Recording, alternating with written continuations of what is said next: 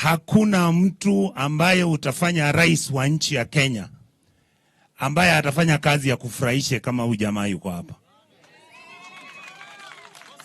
Tumeelewana? The reason why, si mnanijua mimi? I don't take bullshit. Kwa sababu the reason why I looked and considered that Fred Matiang'i is a good presidential candidate is because of his record.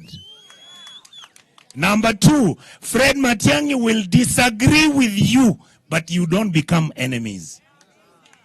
Kama mjui, mimi wakati nilikuwa mbunge na yeye akiwa waziri wa Uhuru, tulikuwa na korofishana kila mwezi. Lakini ananipigia anasema, bro, I know we disagreed. Ebu come, I hear what you're saying. So Your Excellency, keep up the good spirit. Listen to everybody.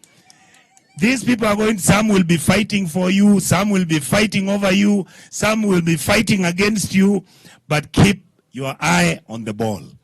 Finally, wale mnaosimama kura MCA, msisahau people with disability.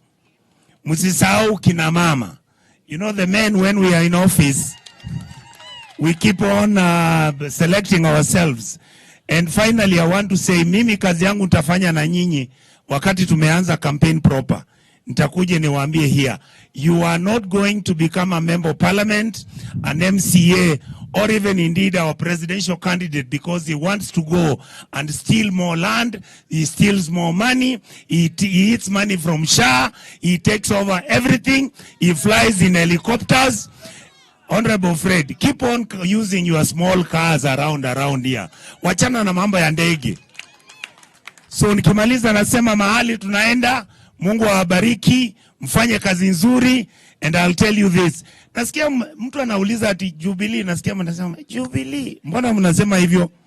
Nitapiga nisikie vile mna respond, si ndio? Jubilee! Jubilee!